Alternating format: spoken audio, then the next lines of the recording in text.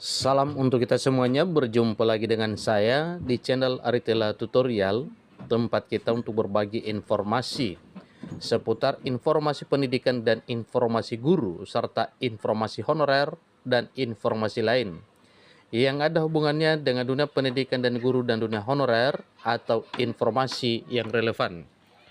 Pada pertemuan ini saya menyapa seluruh Bapak Ibu honorer setanah air yang selalu setia melaksanakan tugas tanpa mengenal lelah dalam melaksanakan kegiatan pelayanan publik di instansi pemerintah pusat, demikian dengan instansi pemerintah daerah.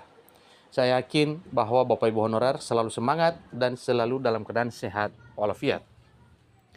Bapak Ibu honorer yang saya hormati, pada pertemuan kali ini ada satu hal penting yang perlu saya sharekan kepada Bapak Ibu.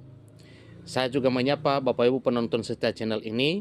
Silakan disimak dengan baik informasinya Bapak Ibu, bahwa dalam hal pengangkatan honorer menjadi ASN P3K sebagaimana yang sedang dinantikan oleh seluruh honorer, ada hal penting yang perlu kita ketahui bersama. Informasinya bahwa Mardani Ali bocorkan solusi untuk 4 permasalahan tenaga honorer.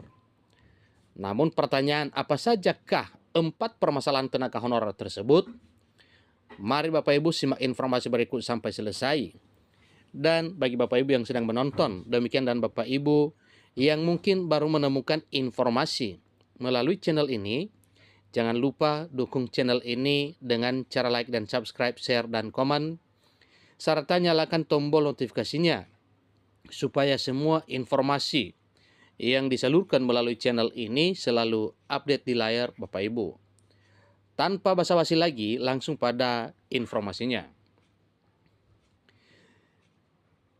Klik Pendidikan memuat informasi terkini terkait dengan apa yang harus diketahui oleh seluruh honorer terkait dengan permasalahan yang selalu mengganjal persoalan pengangkatan honorer.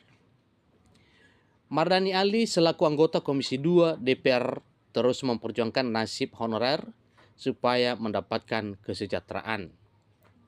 Mardani Ali pun telah mengusulkan untuk mengangkat tenaga honorer menjadi P3K tanpa tes bagi honorer yang telah bekerja selama 5 tahun berturut-turut tanpa putus. Usulan tersebut telah disampaikan oleh Mardani kepada Menteri Pendayagunaan Aparatur Negara dan Reformasi Birokrasi dan juga kepada BKN. Pemerintah masih memberikan satu solusi menjelang kebijakan penghapusan honorer akan dilaksanakan dalam waktu dekat ini. Dikarenakan pemerintah hanya memiliki waktu hingga Desember 2024 untuk menata tenaga honorer, solusi tersebut yakni honorer akan mengikuti seleksi CPNS dan P3K 2024 yang akan segera dibuka pada bulan Juni atau Juli bulan mendatang. Namun honorer dapat mengikuti seleksi calon pegawai negeri sipil dan seleksi pegawai pemerintah dan perjanjian kerja CPNS dan P3K 2024 tersebut.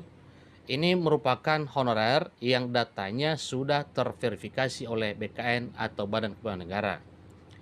Sedangkan di lapangan, permasalahan honorer tidak hanya didapati pada honorer yang terverifikasi pada BKN saja. Masih banyak honorer yang tidak terverifikasi BKN. Bahkan honorer yang mengabdi selama bertahun-tahun pun mesti harus berjuang. Jadi berjuang dalam arti Bapak Ibu, berjuang untuk meraih impian, bukan berarti berjuang dengan hal yang tidak halal. Untuk diketahui bahwa Badan Kepegawaian Negara atau BKN tidak melakukan pendataan ulang honorer sejak Oktober 2022. Melansir dari laman resmi Kementerian Pendayagunaan Aparatur Negara dan Reformasi Birokrasi, bahwa jumlah tenaga honorer yang terverifikasi BKN yakni 1.788.851 orang. Jadi kemungkinan nantinya inilah jumlah honorer yang sudah terverifikasi ini yang segera diangkat menjadi ASN P3K karena dinilai sudah memenuhi syarat Bapak Ibu. Mardhani Alisera pun membocorkan solusi terkait permasalahan tenaga honorer yang terjadi di lapangan. Adapun permasalahan yang terjadi kepada honorer meliputi beberapa hal berikut ini. Pertama, keterbatasan formasi untuk tenaga honorer. Pemerintah telah menyediakan sebanyak 2,3 juta formasi dalam seleksi CPNS dan P3K 2024 dengan memprioritaskan honorer. Yang kedua, keterbatasan jenis jabatan yang dapat dilamar oleh honorer. Pemerintah akan menambahkan nomenklatur jabatan pelaksana sehingga honorer dapat melamar. Yang ketiga, terdapat kualifikasi pendidikan honorer yang tidak memenuhi persyaratan. Maka pemerintah akan membuka pengadaan P3K dengan kualifikasi pendidikan minimal SD. Dengan demikian Bapak Ibu, maka jelas permasalahan honorer mengenai keterbatasan kualifikasi pendidikan itu sudah teratasi. Karena pendidikan paling rendah pun, yaitu lulusan SD, bisa diangkat menjadi ASN P3K, dan hal ini sudah diputuskan oleh Menteri Pendayagunaan Aparatur Negara dan Reformasi sebelumnya, bahwa honorer yang lulusan SD, SMP, SMA, bahkan semua jenjang kualifikasi akademik bisa tertampung menjadi ASN P3K di tahun 2024 tahun ini. Yang keempat, kekhawatiran honorer tidak lulus seleksi sehingga keterbatasan dana anggaran daerah. Maka pemerintah telah merancang 2 mekanisme dalam pengangkatan honorer, yakni P3K penuh waktu dan P3K paruh waktu. Jadi berbicara soal keterbatasan anggaran di masing-masing instansi atau pemerintah daerah, itu juga sudah teratasi dengan poin yang keempat ini. Dengan 4 persoalan ini sudah teratasi Bapak Ibu, maka jelas tidak ada alasan lagi penundaan pengangkatan honorer menjadi aparatur sipil negara dengan status pegawai pemerintah dan perjanjian kerja atau ASN P3K di tahun 2024 tahun ini. Karena keempat persoalan itu sudah diatasi semuanya oleh pemerintah. Itulah yang disampaikan oleh Mardhani Alisera dari Komisi 2 Dewan Perwakilan Rakyat Republik Indonesia.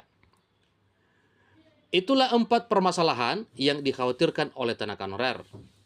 Keterangan di atas telah dijelaskan bersama solusi yang akan diberikan untuk tenaga honorer. Nah, itulah informasi Bapak Ibu. Maka dengan demikian, oleh karena semua persoalan tenaga honorer yang merupakan jalan selama ini, semua sudah diterobos dengan berbagai solusi sebagaimana informasi berikut ini. Jadi Bapak Ibu honorer jangan khawatir lagi. Bapak Ibu honorer tetap diangkat menjadi aparatur sipil negara dengan status P3K di tahun 2024 tahun ini. Sampai ketemu pada informasi berikutnya. Terima kasih.